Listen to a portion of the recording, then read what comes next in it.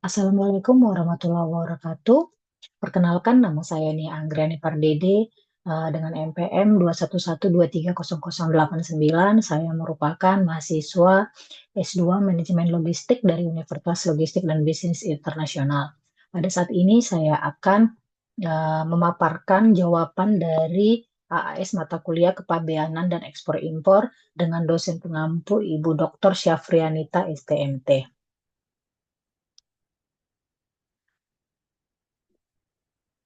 Larangan dan pembatasan atau LARTAS. LARTAS merupakan mekanisme regulasi untuk membatasi ataupun melarang pemasukan impor dan atau pengeluaran ekspor barang tertentu yang memiliki dampak strategis kesehatan, keamanan lingkungan, serta kepentingan nasional lainnya. Adapun dasar dari larangan dan pembatasan atau LARTAS ini diatur dalam Undang-Undang Nomor 17 Tahun 2026. Adapun pertimbangan dalam mekanisme larangan dan pembatasan atau LARTAS, yaitu yang pertama, perlindungan terhadap industri dalam negeri. LARTAS ini digunakan untuk melindungi industri domestik dari persaingan yang tidak sehat akibat masuknya barang-barang impor yang membanjiri pasar yang memiliki harga yang sangat rendah. Dengan dibatasinya impor barang tertentu, pemerintah dapat memberikan kesempatan bagi industri lokal untuk tumbuh dan berkembang. Kemudian, yang kedua, perlindungan terhadap masyarakat dan lingkungan. Beberapa barang impor dapat membahayakan kesehatan, keselamatan, dan lingkungan jika tidak diatur dengan ketat, sehingga dengan diterapkannya LARTAS ini dapat mencegah masuknya barang-barang berbahaya ataupun ilegal yang tidak memenuhi standar kualitas yang telah ditetapkan. Contohnya pembatasan impor obat-obatan terlarang, limbah beracun, ataupun senjata api. Yang ketiga, stabilitas ekonomi makro. LARTAS dapat digunakan untuk mengendalikan defisit neraca perdagangan. Dengan membatasi impor barang-barang tertentu, terutama yang bersifat konsumtif atau tidak esensial, pemerintah dapat mengurangi pengeluaran devisa dan menjaga stabilitas nilai tukar mata uang. Yang keempat, pengendalian komoditas strategis. Untuk komoditas yang memiliki nilai strategis bagi negara, seperti pangan ataupun energi, LARTAS dapat diterapkan untuk memastikan ketersediaan pasokan dalam negeri untuk menjaga ketahanan nasional. Yang kelima, kepatuhan terhadap konvensi internasional.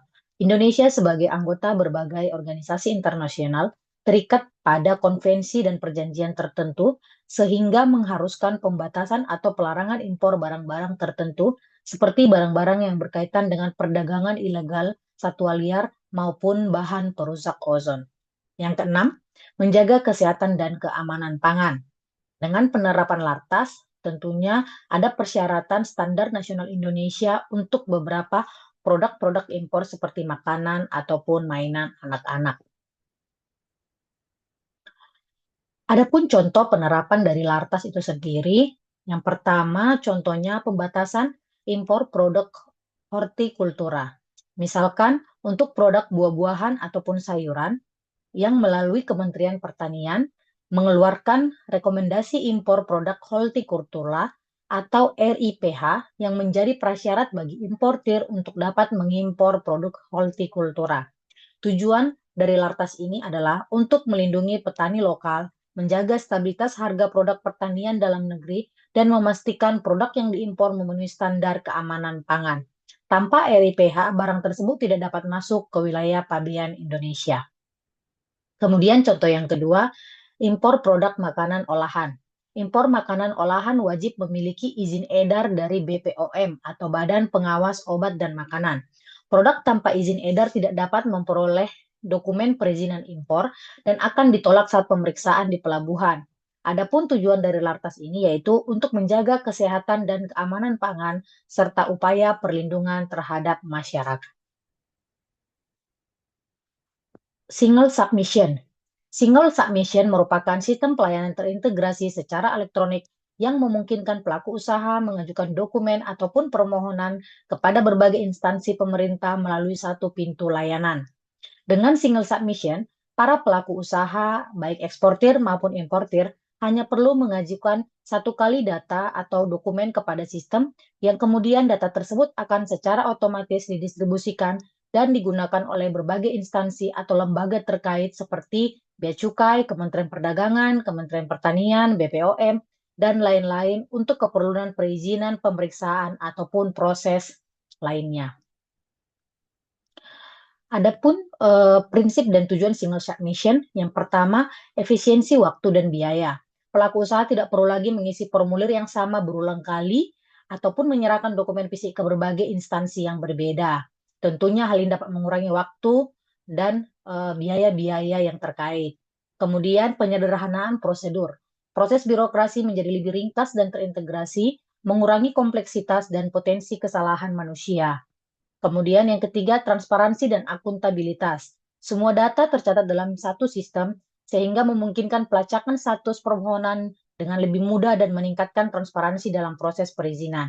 Yang keempat, peningkatan kemudahan berusaha. Dengan single submission, maka dapat berkontribusi pada peningkatan iklim investasi dan kemudahan berusaha di Indonesia. Dengan hal ini sejalan dengan upaya pemerintah untuk menarik lebih banyak investasi dan mendorong perdagangan internasional. Adapun contoh penerapan single submission yaitu Indonesia National Single Window atau INSW. INSW adalah sistem elektronik terpadu yang dirancang untuk mengintegrasikan semua proses perizinan dan dokumen terkait ekspor dan impor. Melalui INSW, eksportir dan importir dapat mengajukan permohonan perizinan secara elektronik, kemudian dapat melacak status permohonan dan menerima notifikasi dari berbagai kementerian atau lembaga terkait. Ketika seorang importir mengajukan permohonan impor melalui INSW, data yang diinput akan secara otomatis dapat diakses oleh Bea Cukai untuk proses kebebanan dan oleh kementerian lembaga, penerbit izin lartas jika ada, maupun oleh instansi terkait lainnya tanpa perlu resubmission data secara manual oleh pelaku usaha ke masing-masing instansi. Demikian jawaban dari AS saya. Semoga paparan yang saya sampaikan dapat menjawab ujian dari AAS, mata kuliah kepabeanan dan ekspor impor. Akhir kata saya ucapkan terima kasih.